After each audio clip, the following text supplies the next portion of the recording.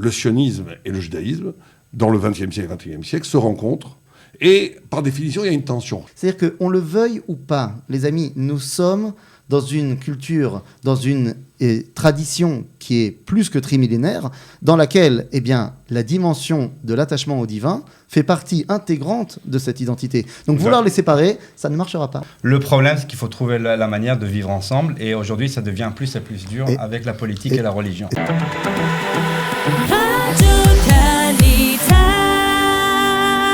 Très heureux de vous retrouver pour le débat de la semaine. Alors que l'État d'Israël fête son 74e anniversaire, nous allons prendre quelques instants pour nous poser quelques questions et pour nous demander quel est ou quel sera le caractère de l'État d'Israël pour les prochaines années. Est-ce que c'est un État du peuple juif ou un État juif? Quel système juridique pour le pays? Et de quelle manière nous devons traiter les étrangers qui vivent parmi nous? Ce sont quelques questions que nous allons aborder. Je ne sais pas si on va pouvoir y répondre à toutes ces questions avec en tout cas nos invités qui sont autour de cette table.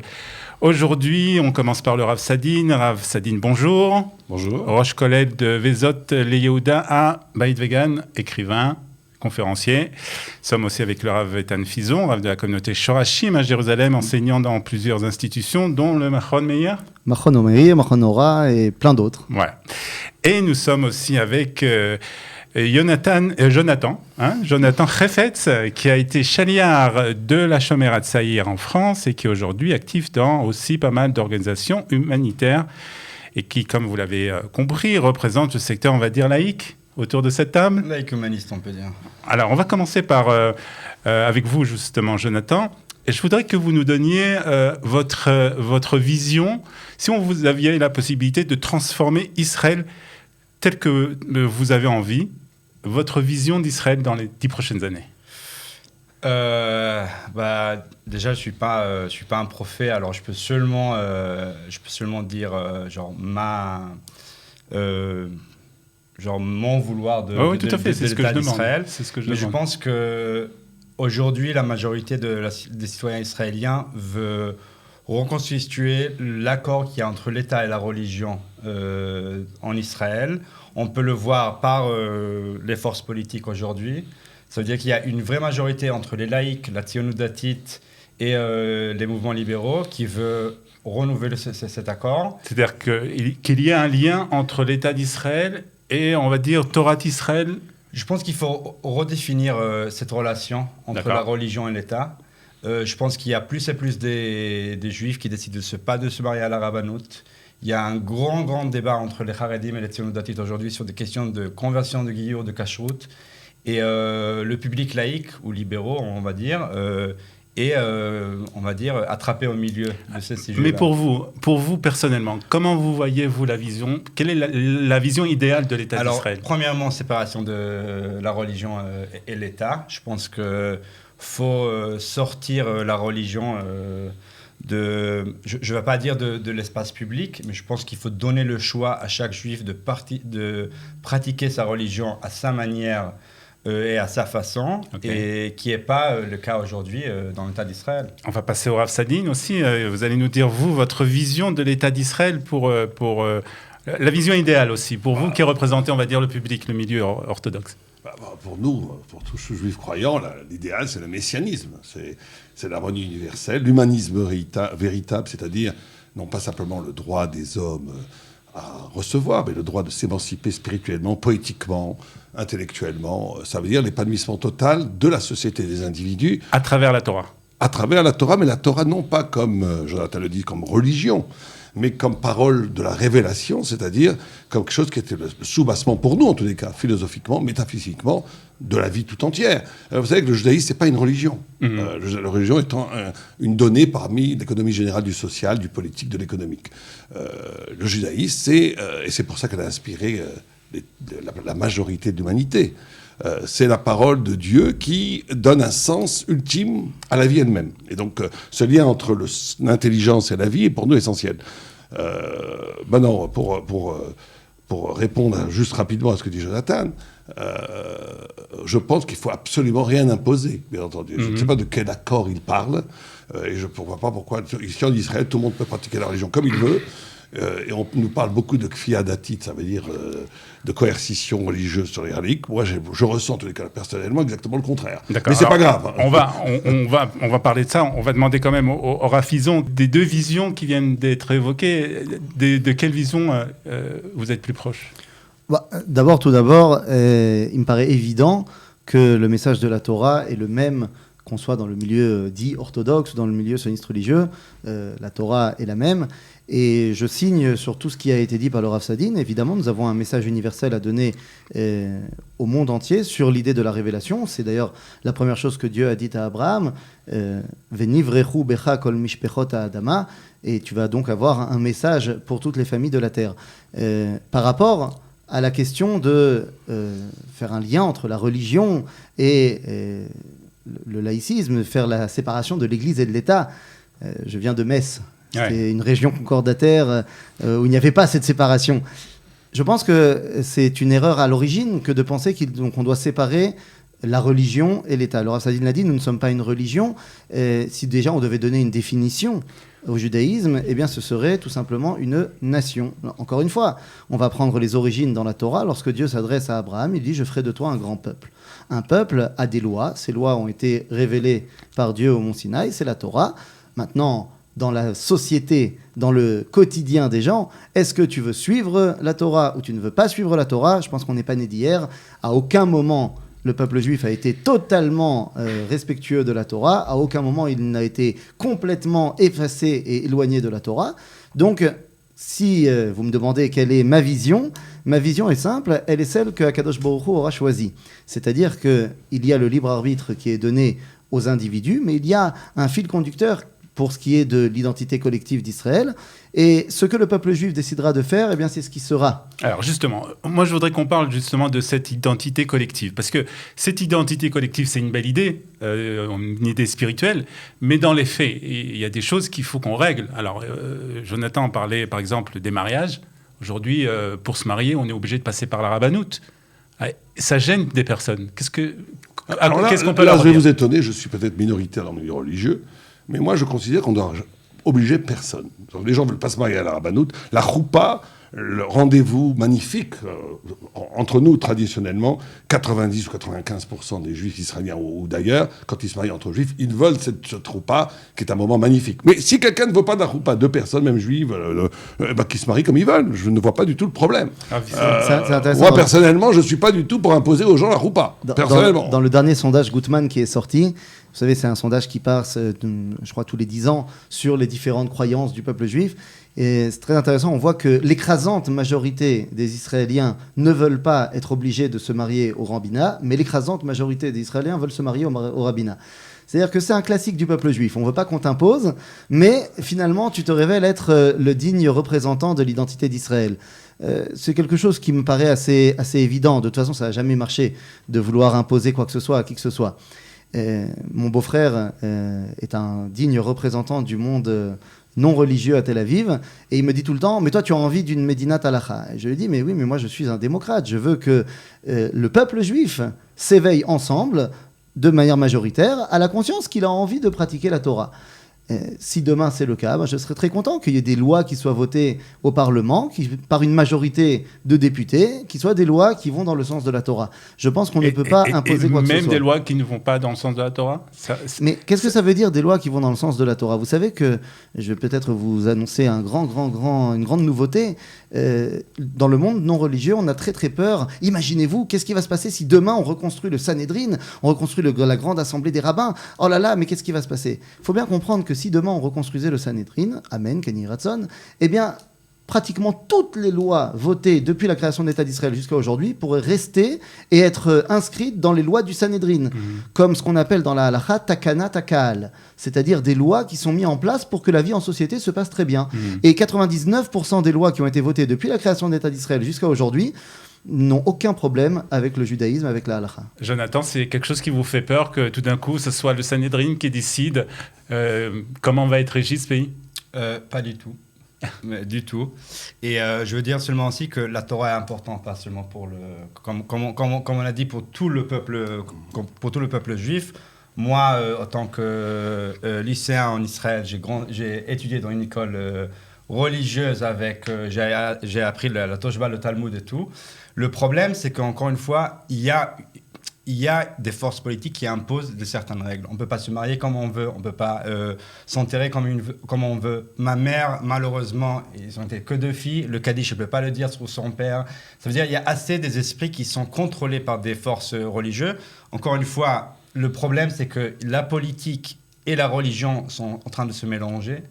Moi, la religion, c'est un truc que j'apprécie beaucoup. Je vois le judaïsme, encore une fois, comme un peuple à la base d'un livre qui s'appelle la Torah. Et c'est ça qui nous fait vivre pendant toutes ces années. Mais il y a aussi d'autres forces qu'il faut aussi respecter. Et c'est le choix de chaque Israélien de faire sa religion comme il veut. Quelqu'un veut répondre?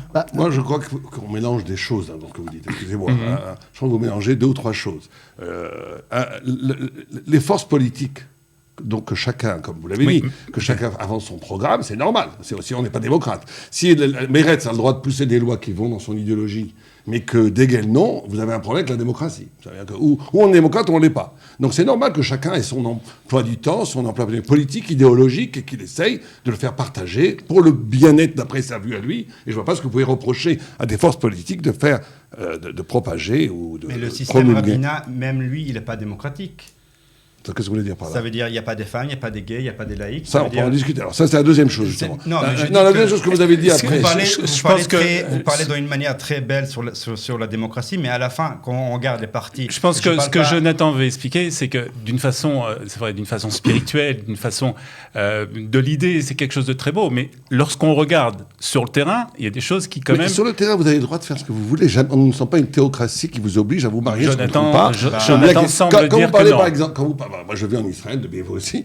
Je n'ai jamais vu quelqu'un. On peut enterrer les gens comme on veut. On peut, mais simplement, vous n'avez pas le droit d'enterrer si vous sont religieux en Israël, bien sûr que si. Vous avez le droit de demander un enterrement non religieux. Tu peux essayer, mais ça marche pas toujours comme ça. Tout le monde peut. D'ailleurs, les non-juifs qui sont en Israël, chacun enterre son mort selon sa religion ou bien son athéisme. Ça, c'est pas le problème. Non, je finis juste sur la confusion. Quand vous dites, par exemple, les filles veulent dire le Kaddish pour le père. D'abord, je vous apprends une halakha. Une femme peut dire le Kaddish. Bon, entre nous. C'est la halakha. S'il n'y a pas d'hommes. Peut-être pas en public. Non, même s'il y a des hommes qui ont... Comme ça, on va dire Yosef après. Kol Beisha Erva, c'est quand elle chante. Elle n'est pas obligée de chanter. C'est quand c'est pas elle peut dire le Kaddish sans aucun problème. Mais là, vous rentrez en question dans l'halakha. Là où il y a une cohérence judaïque, moi, je comprendrais que vous dites... moi, la Torah ne m'intéresse pas. Mais que si vous dites, dans la Torah, je ne comprends pas, alors là, il faut étudier les textes, il faut voir pourquoi ça, lui, il y a des choses que les femmes font, que les hommes ne font pas. Ça, c'est la cohérence spirituelle du judaïsme. C'est 2 choses complètement différentes, ça n'a aucun rapport. Qui décide qui est la cohérence judaïsme? Il y a une tradition de 3000 ans qui passe. Vous comprenez que ça n'a plus rien à voir avec la politique. Le Talmud, ça n'a rien à voir avec la politique. Parce que quand on regarde à 2000, quand le rabbinat annule une conversion du rabbin Druckmann qui arrive de la Tzionut Datit par les forces ultra-orthodoxes. Oui, mais quel rapport avec la politique? C'est ça que je pose la question. C'est une politique entre des forces, aujourd'hui, des mouvements de judaïsme qui essaient de contrôler l'esprit et la vision religieuse de l'État d'Israël. Mais ça veut dire quoi? Ça, j'entends bien ce que vous dites, mais... C'est du complotisme. Excusez-moi. Et vous n'essayez pas de comploter l'esprit quand vous exprimez vos idées. Pourquoi vous... je vous pose une question vraiment franchement et amicalement.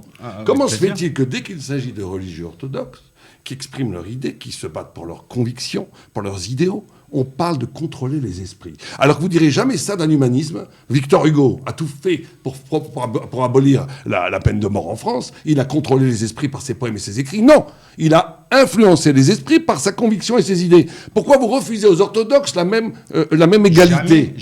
Quand vous dites contrôler les esprits, c'est péjoratif. Quand à la fin, la religion, il y a un seul chemin qu'on peut prendre, c'est un problème. Ça veut dire quoi? Ça veut dire que, par exemple... La religion, par définition, d'abord, dans le judaïsme, il y a une tradition du multiple, vous savez très bien. Il n'y a pas une page de Gemara sans discussion, il n'y a pas une page de Gemara sans question. Simplement, ce pluralisme, il s'inscrit effectivement dans une orthodoxie. Ça veut dire qu'il y a des choses... Je ne vous dis pas d'y adhérer ni je vous force, je vous dis qu'il y a une orthodoxie. On ne peut pas dire n'importe quoi, on peut faire n'importe quoi. Il y a une tradition, il y a une pensée de la révélation, il y a une initiation. Alors après, ce bloc extraordinaire de pensée juive et de vérité divine à travers la Torah, je donne la liberté à chacun d'accepter ou de la refuser. Mais on ne peut pas, à l'intérieur de ça, dire ça me convient, ça ne me convient pas.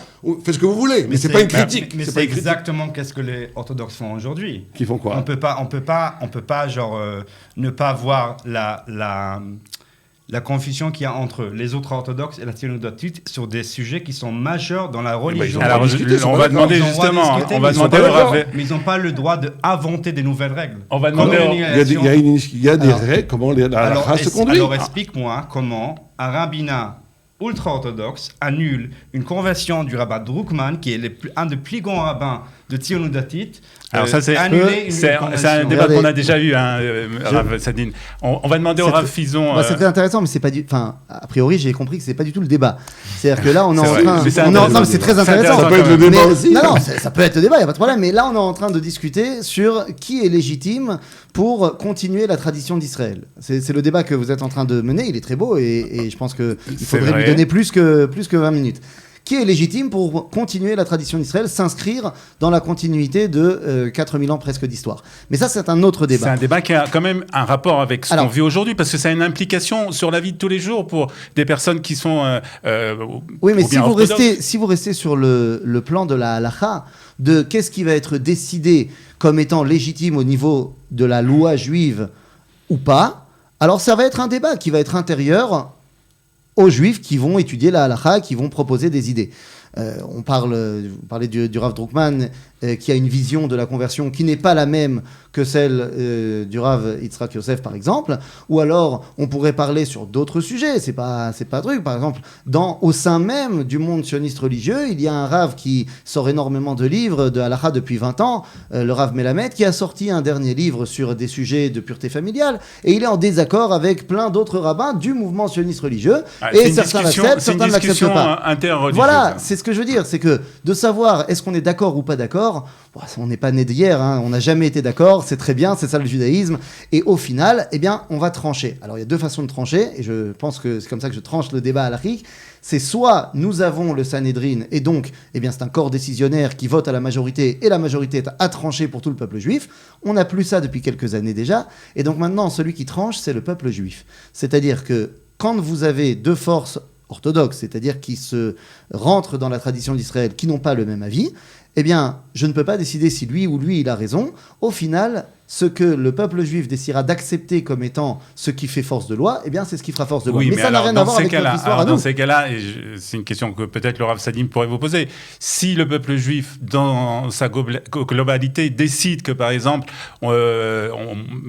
qu'il y ait des transports le Shabbat, par exemple, mais ça, vous parlez sur un plan politique. Non, c'est pas un plan politique, c'est une décision, pratique. Si vous me dites, oui, mais c'est pas ce que je viens de dire.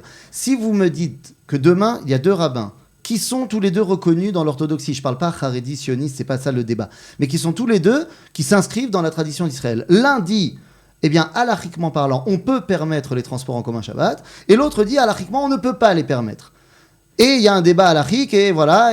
Et au final, vous me dites, 10 ans plus tard, le peuple juif a décidé de suivre cet avis-là, plutôt que cet avis-là. C'est en ça que je dis, le peuple juif va trancher. Mais pas la question de, est-ce que la Knesset peut décider qu'est-ce que c'est la halakha. La Knesset peut faire une loi en disant que les transports en commun sont obligés de marcher le Shabbat. Ils ont le droit de faire ça sera voté à la majorité, pourquoi pas. Moi, je serais peut-être contre, mais c'est la démocratie. Mais en aucun cas, la Knesset ne peut décider qu'est-ce qui est la halakha et qu'est-ce qui ne l'est pas. Donc, il y a une différence entre la halakha c'est évident. Et à l'époque, comment le pays à l'époque doit être régi. Où le Beth Amikdash était à son endroit sur le mont du Temple à Jérusalem, et qu'il y avait un roi. Vous rejoignez l'idée de Jonathan, qu'il faut une différence. Mais il y a toujours eu une séparation des pouvoirs. Il y a ce qu'on appelle Mishkan. Mishkan, Mishkan, ce sont les initiales de Meler, Cohen, Shofet, Venavi. Il y a on va appeler ça le politique, c'est-à-dire les pouvoirs exécutifs, le roi. Un parlement, ça marche très bien pour la Malchoute, il n'y a pas de problème. Ensuite, vous avez le Cohen, on va dire que c'est celui qui gère les aspects du service divin au temple. Le Shofet, on appellera ça aujourd'hui un rabbin. Et le Navi, ça c'est une carte joker, le prophète qu'on n'a pas aujourd'hui. Mais ça veut dire qu'il y a toujours eu la séparation des pouvoirs, c'est pas quelque chose de nouveau. Mais aujourd'hui, il n'y en a pas. De séparation des pouvoirs ? Bah oui. Pourquoi ? Parce qu'il n'y en a pas. Est-ce que c'est le grand rabbinat qui peut prendre des décisions sur les nouvelles lois qui vont être votées à la Knesset ? Bah non. Bah non. Le rabbinat s'occupe de rabbinat. La Knesset légifère sur les lois du pays. Mais la force de rabbinat est par une force politique et pas par une force religieuse. Parce que la séparation comme vous disiez, entre la religion et l'État, qui parmi vous existe, et par une force politique. Parce que c'est l'État qui a décidé C'est l'État qui a décidé que les musulmans ils vont avoir leur cours de religieux, les chrétiens leurs chrétiens et les juifs. C'est par l'État que vous avez votre force. Mais c'est tout à fait normal. Vous voulez que ce soit qui gère la vie en société dans un pays, sinon l'État ? C'est pour ça que j'ai dit que c'est une question politique et qu'il n'y a pas une séparation. En fait, la question de base que vous avez posée, est-ce que c'est un pays des Juifs ou un pays juif ? Pourquoi on ne demanderait pas tout simplement à celui qui a déclaré l'indépendance de l'État d'Israël ? Quand on regarde la déclaration d'indépendance, alors je ne vais pas vous faire l'affront d'essayer d'imiter la voix de David Ben-Gurion, que je fais très bien, mais je ne le ferai pas ici. On a deux choses qui se contredisent. C'est encore une fois, c'est la marloquette juive par excellence, même chez une personne.